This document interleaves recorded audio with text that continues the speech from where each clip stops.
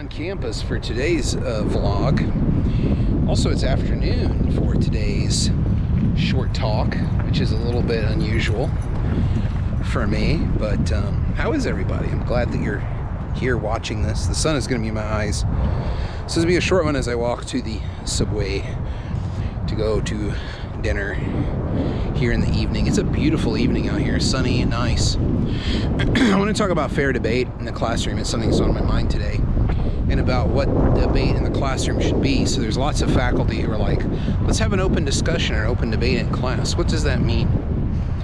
It can never occur because the professor hasn't done the groundwork to make it a safe and fair place. And I know some of you out there are like, oh, safe spaces. That's not what I mean. There's a huge power differential there where one cannot have open debate or discussion or argument about important things in the class without setting some level of trust or some level of engagement where people feel like they can fairly express and not be graded or not reveal something with bias, the grading or evaluation against them. So that's one of the things that has to be set up.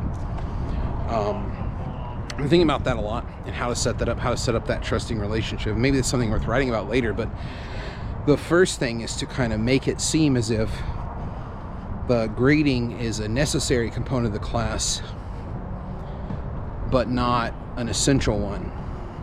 Or in the work of David Bohm, he talks about the absolute necessity. Is grading absolutely necessary? No, I don't think so. If you looked at it from a dialogue point of view, there has to be some kind of evaluation or some kind of a judgment, but does it have to be grading? No, that's just the one that's most expedient. So there's that. So you have to work on that. And then also having the students engage one another on the level of assertions or assumptions of some kind. I think that would be important to do as well. Which way should I walk? I think I'm going to walk this way because it looks better on the camera. So yeah, I've been thinking about that a lot and why people are disappointed with student engagement in classes in terms of let's have a debate, let's disagree, what are some of your opinions about this? But it's always kind of, a lot of times, bad professors, it's kind of a fake engagement where they really just want to hear what they think is right rather than an actual open engagement with people that could advance the position and advance understanding for everybody. So that's one of the things on my mind today for the vlog. The other thing is I've been into, and I continue to get into the work of D.W. Winnicott, who is a child psychologist, pediatrician, British guy, but psychoanalyst, child psychoanalyst, worked with Melanie Klein to develop pretty powerful theories of child psychology through Freudian psychoanalysis. And he's just such a good writer. I love reading his stuff. That's more of like a personal kind of position there, of like how I like his aesthetic. But his ideas are also really good too, and it's making me think about games.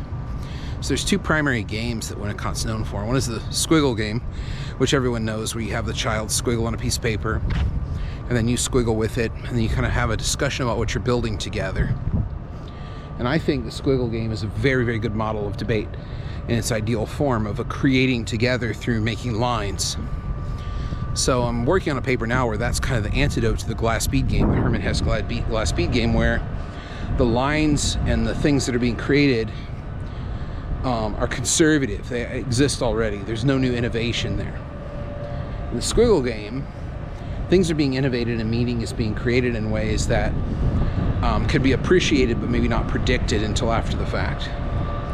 But there's a second game I was reading about today that I didn't know about, called the spatula game, which is leaving objects in reach of the child so that they have the ability to have experiences with those objects. Now, the spatula game to me sounds a lot more like what the classroom debate, the pedagogical debate as I will call it, ought to be, which is one leaves objects there for interaction so that the child can engage in transitional objects to test their creativity. We can do that in class, I think, with debate. I have to sketch out the model a bit more, but in-class debates are more spatula game, and contest debating is more, it's much more of the theory of the squiggle game. So the squiggle game is much more of that theory rather than the other one. So I'm still working that out. And trying to have it make sense. So that's sort of what I was doing today, and also teaching David Bohm, who's been on my mind quite a bit.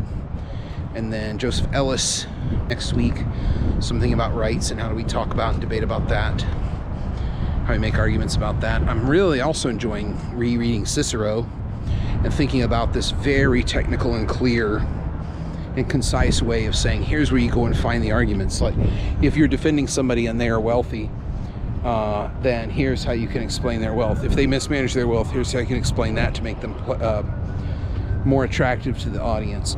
If they're poor, here's how you use that.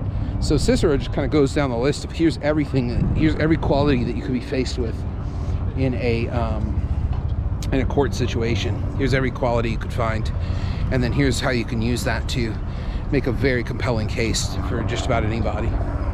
I think it's fantastic. I think it's really cool. So that might be something that I would use in the future for a speech class. Maybe I can distill that down. And then one of the things I asked the students was, do you think this is a guide for making good videos like TikTok? I didn't talk about vlogging because I think vlogging is something that only older people do now, maybe. I don't think young people really make vlogs, do they? Maybe they do, maybe they don't. I don't know. But it seems like something that is a millennial kind of project. I'm a Gen X person, so I might be a little too old to be doing vlogging, quite honestly. So, I don't know. Something to think about. Can you reduce down Rhetorica ad Herennium or De Inventione and say, here's how Cicero would say you should make a TikTok. Here are the important principles. Here are the topoi for TikToks. Topoi talk. Might be a pretty good thing to think about. But TikTok's going to get banned anyway, so maybe we shouldn't invest too much time into it. I'm pretty sure it's going to get banned. That's my theory anyway. All right, so that's what's on my mind today. Thanks for watching. If you like the vlog, leave a comment, tell what you think, and I'll follow up more with spatula game thoughts as I think about them in future vlogs. It's beautiful, chilly March evening here, first day of spring. Temperature is still 40 degrees, but the sun's out, and it's a beautiful day to be walking to the subway.